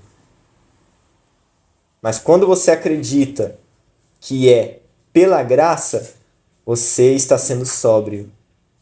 A verdadeira sobriedade é confiar na graça. Essa é a verdadeira sobriedade. Quem não crê, quem não prega a graça, não está sendo sóbrio. Mas o Espírito Santo está aí para nos revelar a graça de Deus. Próximo versículo, Hebreus 13, 9. Não vos deixeis envolver por doutrinas vazias e estranhas, porquanto o que vale é estar com o coração confirmado com graça e não com alimento, pois nunca tiveram proveito os que com isso se preocupam. Toda doutrina maluca que o povo inventa por aí, tudo que eu já falei, isso é tudo estranho. Paulo fala aqui, ó, doutrina vazia e estranha. O que vale é estarmos confirmados na graça. Não é Paulo, né? É Hebreus. Pra mim tudo é Paulo, gente. Se eu falar que Paulo falou alguma coisa que não foi ele que falou, perdoe, porque tudo eu leio Paulo. Às vezes é Pedro, às vezes é o autor de Hebreus, mas tudo eu falo que é Paulo. Mas pode ter sido, né? Que Paulo escreveu Hebreus, ninguém sabe. Pode ter sido também. Então, pra gente ser sóbrio, a gente precisa confiar inteiramente na graça. Mas quando nós confiamos inteiramente na graça, as pessoas vão nos chamar de doidos. Mas faz parte. É melhor ser louco, segundo Deus, do que sábio, segundo os legalistas e religiosos. Amém? Queremos aprender muitas coisas e nos envolvemos com muitas teologias e filosofias. Coisas aparentemente profundas e complexas. Mas o autor de Hebreus diz que o que vale mesmo é ter o coração confirmado na graça. Antes, crescei na graça e no conhecimento do nosso Senhor e Salvador Jesus Cristo.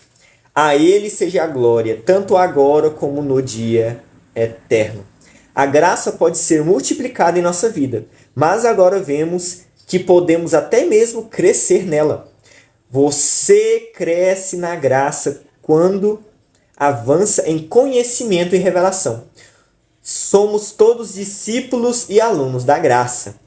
Estamos aprendendo a cada dia. A cada dia, nossos olhos se abrem para ver coisas que não percebemos antes. Então, além da graça ser hiper, mega, suprema, superabundante, ela ainda pode ser multiplicada. E agora ele fala aqui, ó, que a graça crescai. A gente ainda pode crescer nessa graça. Então a graça vai além de qualquer expectativa. A graça de Deus é maravilhosa, muito além do que a gente pode pensar ou descrever. Próximo. Eu não li, né, o versículo que eu li. Eu li 2 Pedro 13:18.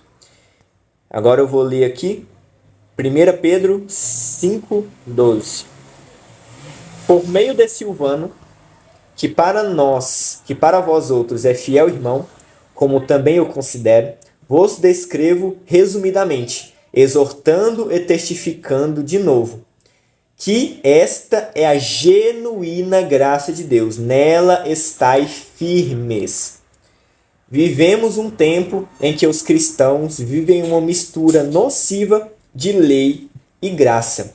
Não existe nenhuma igreja que pregue somente a lei, mas eles pregam uma mistura.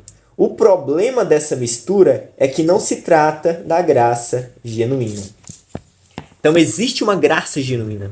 Quando você pega lei e mistura com graça, temos que equilibrar aqui. Não se pode pregar só a graça. Temos que botar um pouco de lei. Temos que botar um pouco disso e aquilo. Temos que botar um pouco de doutrina, usos e costumes e sei lá do que, porque só a graça não é suficiente para fazer as pessoas pararem de pecar, para mudarem de vida. Quando nós estamos fazendo isso, isso não é a graça genuína. Existe uma graça genuína. E essa graça genuína é a graça pura. É Jesus Cristo. É a pregação de Cristo. Se colocou lei no meio, começou a falar, temos que guardar as leis de Moisés. Temos que fazer isso e aquilo para sermos salvos. Quem não fizer parte da nossa igreja vai ser condenado. E não sei o que. Quem fizer isso aqui vai ser condenado. Quem não fizer isso aqui não vai ser abençoado. Isso é mistura, não é graça genuína. Deu para entender? Amém. Estou bem? repetitivo, para ser contundente e o mais claro possível. E também o tempo todo tem pessoas novas entrando na live que não vão poder ver o que passou, né? Então é bom sempre estar repetindo. Vivemos um tempo em que os cristãos vivem... já li isso aqui. Agora outro versículo. Segundo Timóteo 2:1. Tu, pois, filho meu, fortifica-te na graça que está em Cristo Jesus. A graça de Deus está em Cristo Jesus, e nessa graça podemos ser fortalecidos.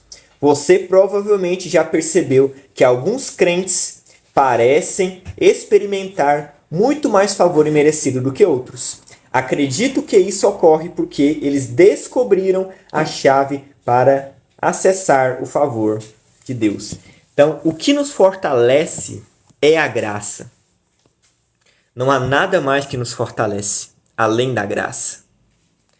Vou colocar aqui a fotinha de novo, para ver se dessa vez não vai travar. Certo. Bora ver se continua do mesmo jeito. Então, o que nos fortalece é a graça de Deus. Não é a lei que nos fortalece. Não é nós mesmos que nos fortalecemos. Não é um ritual que nos fortalece. É a graça. Tudo é a graça. A graça é suficiente. A graça de Deus nos basta. Romanos 5:2. Deixa eu ver. Tá certo. Romanos 5:2 destaca aqui. Temos acesso pela fé a essa graça, favor imerecido, em que estamos. Para obter acesso ao seu computador ou conta bancária, você precisa de uma senha. Para obter acesso e aumentar o favor imerecido de Deus, a senha ou chave que precisamos ter é fé. Fé para acreditar que você é altamente favorecido. Então, temos acesso pela fé à graça. Você precisa acreditar. Quando você tem fé em Jesus, você tem acesso à graça. A graça é sua simplesmente porque você crê que Jesus Cristo é o Filho de Deus. Você crê que ele se tornou homem para morrer pelos seus pecados. Se você crê, você já tem acesso a toda a graça de Deus.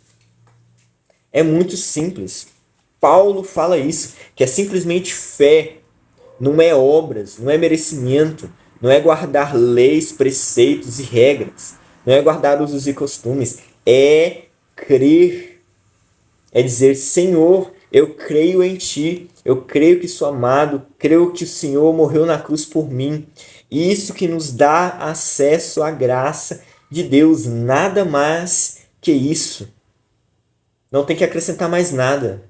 A graça de Deus nos basta. Esse é o Evangelho, de verdade. Próximo tópico é o último tópico, no finalzinho. Se alguém quiser fazer alguma pergunta ou subir aqui para conversar, eu vou estar liberando. Último tópico. Muita graça é algo perigoso? É uma pergunta. Quando lemos todos esses textos, a conclusão é que recebemos muita graça. Alguém pode me perguntar, muita graça pode ser algo...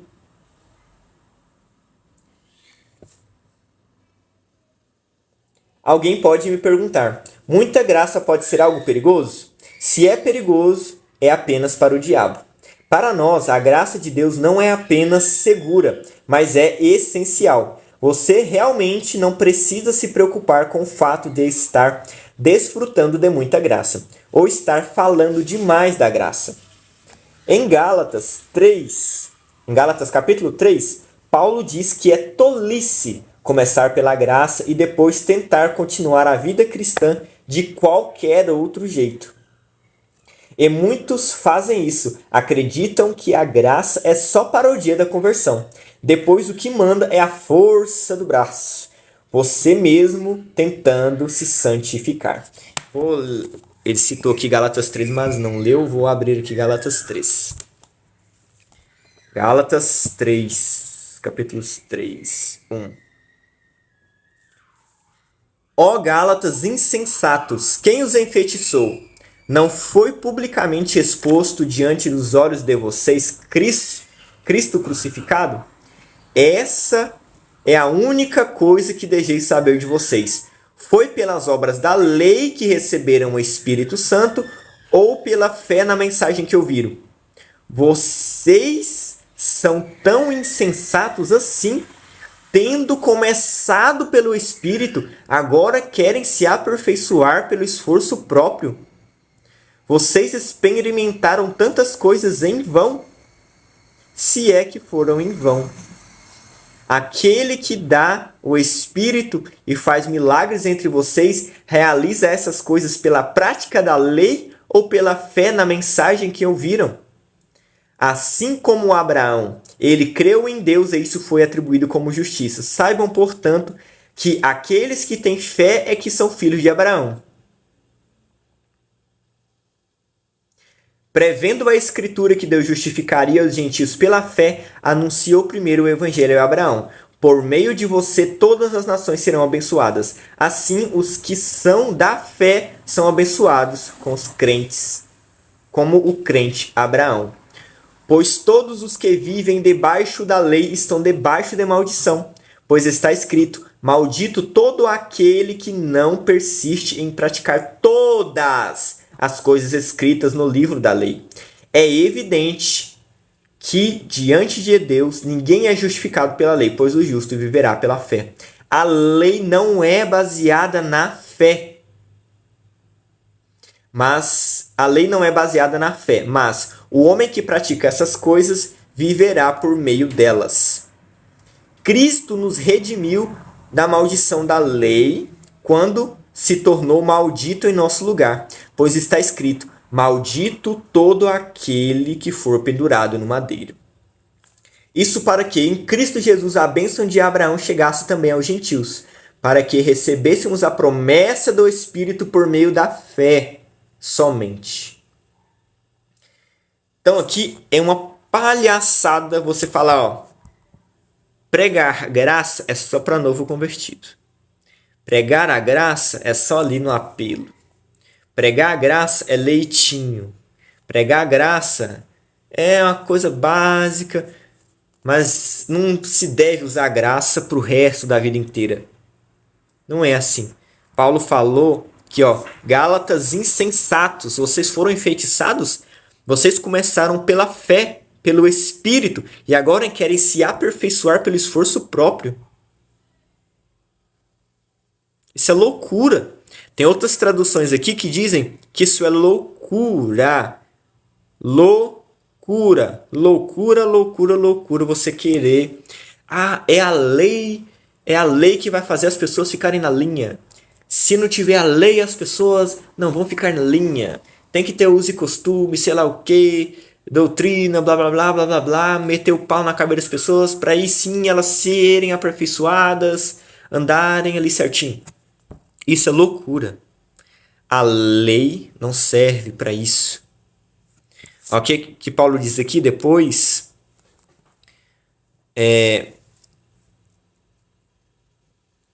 Depois que ele fala isso tudo, ele fala: ninguém é salvo, ninguém é justo pela lei, pois o justo viverá pela fé. Então, quem é salvo e abençoado é pela fé, não pela lei, não pelas próprias obras, não pela obediência. A lei não se baseia na fé, então a lei é contrária à fé. Quando você prega lei, você está indo contra o evangelho da graça, que é o evangelho da fé. Isso você está indo contra. Pregar a lei não procede da fé, Paulo diz. E ele fala aqui um negócio aqui, ó.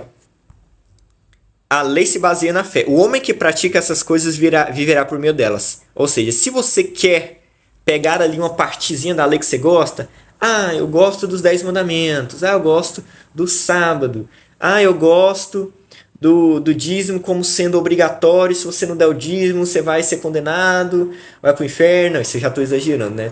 Não é todo mundo que fala isso, mas eles falam. Se você não der o dízimo, o devorador vai vir, o demônio vai vir, você não vai ser abençoado, que não sei o que lá, vai vir praga, blá blá blá blá blá. Uma parte da lei. Isso era uma parte da lei. Outra coisa. A campanha não era da lei, não. Outra coisa da lei que o povo gosta. O sábado, o povo gosta do sábado. O povo gosta também das comidas especial. Não come carne de porco, não come isso, não come aquilo. As pessoas gostam de picotar a lei e ficar com, essa parte aqui eu quero.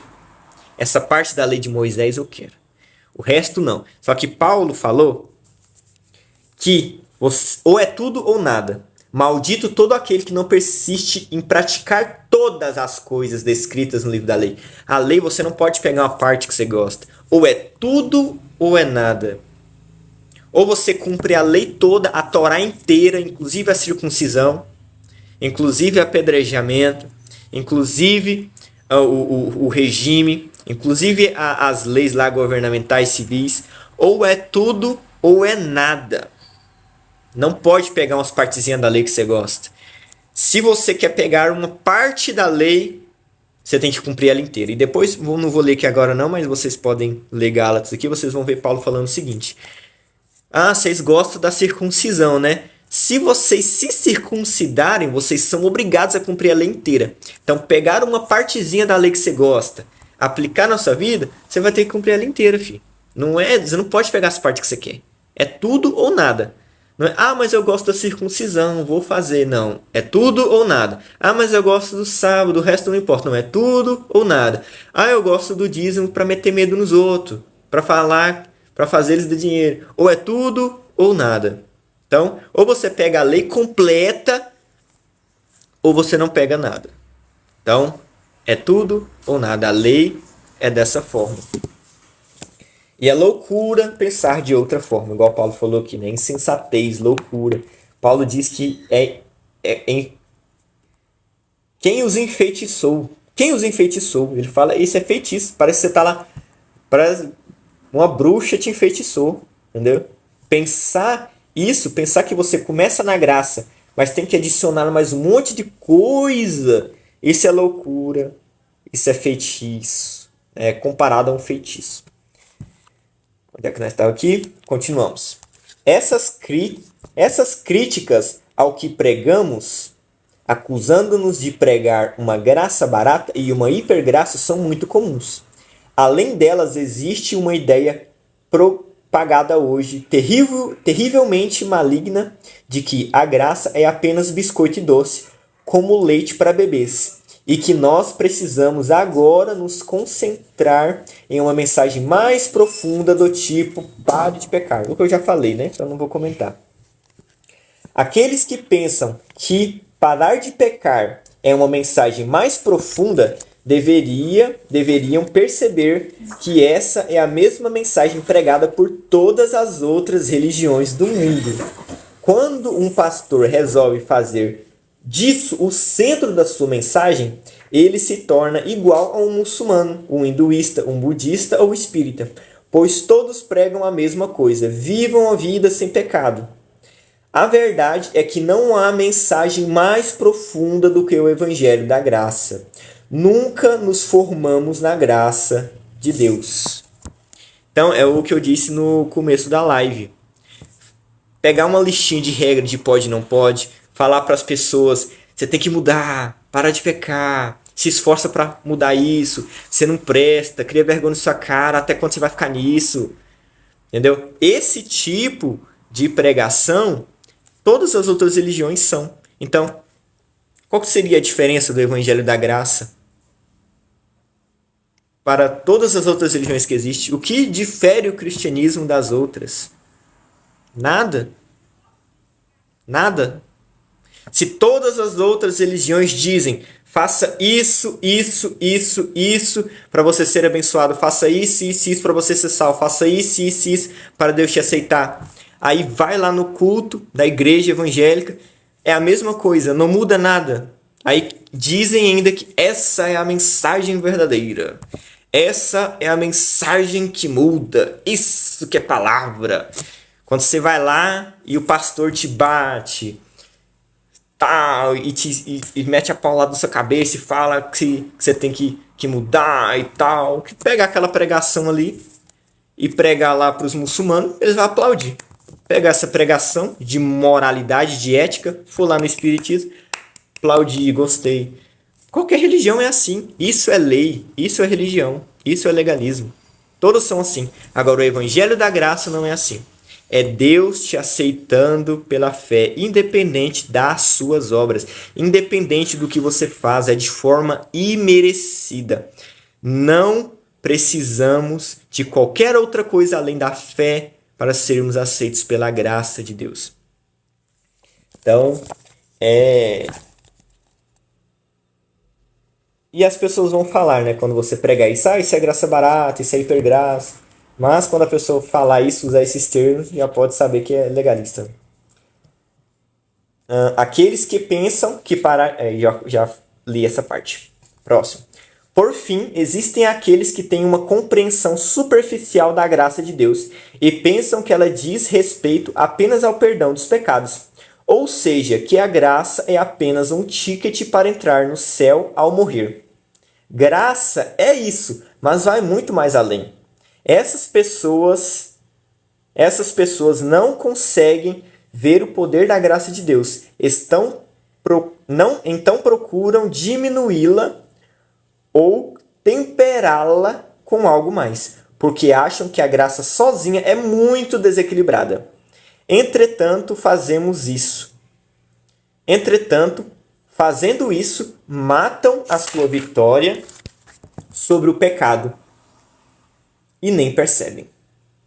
Como lemos em Romanos 6,14, o pecado não tem domínio sobre nós, porque não estamos debaixo da lei, e sim da graça.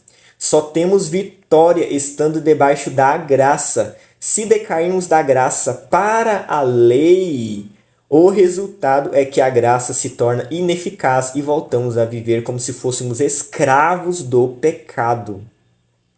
A graça não é apenas um tratamento para o pecado, mas a cura do pecado.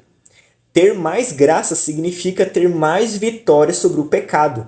Menos graça significa menos vitória. Mais graça abundante significa muito mais vitória. Graça, portanto, é uma palavra que todos nós conhecemos, mas muitos ainda falham em entender e acreditar no que ela significa. A graça de Deus é algo essencial, envolvente, deslumbrante. Ela vira tudo de cabeça para baixo. Então, como nós vimos, a graça de Deus ela é suficiente para nos salvar de graça, independente das obras, independente de qualquer coisa que a gente faça. Nós não precisamos da lei de Moisés, dos 10 mandamentos, da Torá para nada quando o assunto é se santificar, é se aperfeiçoar, é receber bênçãos de Deus. Paulo diz que quem está debaixo da lei está dominado pelo pecado, mas quem está debaixo da graça vence o pecado. E a gente viu também que quanto mais lei a gente prega, mais a gente vai viver no pecado. Então, o remédio para viver em santidade, o remédio para nós termos uma vida abundante é a graça de Deus.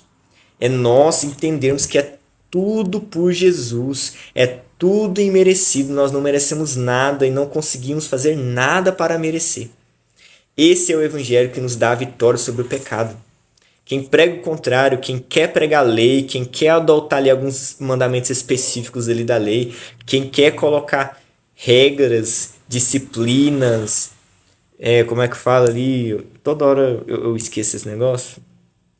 Quem quer colocar ali regime interno, usos e costumes. Isso é lei. E quanto mais tiver isso, mais as pessoas vão pecar. O que nos faz vencer o pecado é a graça de Deus. Isso não é o que estou dizendo. É Paulo em Romanos 6,14. Então a graça é a resposta para tudo.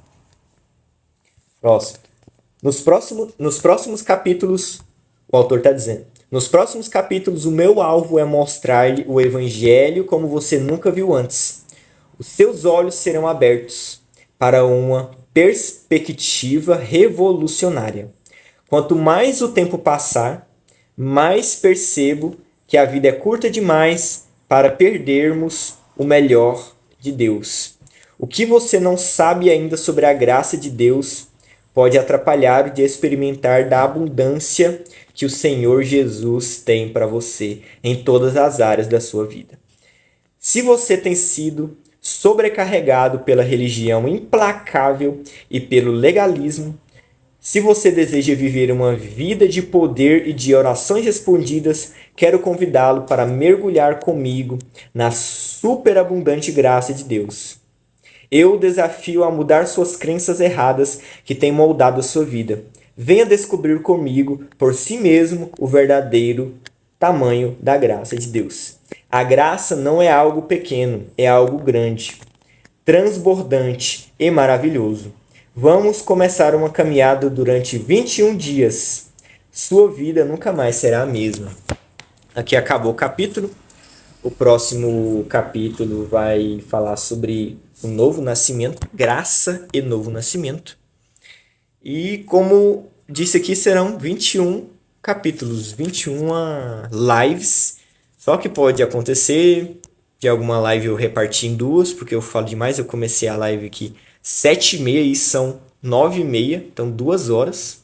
Falo demais. Provavelmente as pessoas não vão assistir depois de uma live gravada de 2 horas. Mas vão sim. Tem gente que quer, que gosta da graça. Que quanto mais conhecimento, melhor. Porque essa graça superabundante,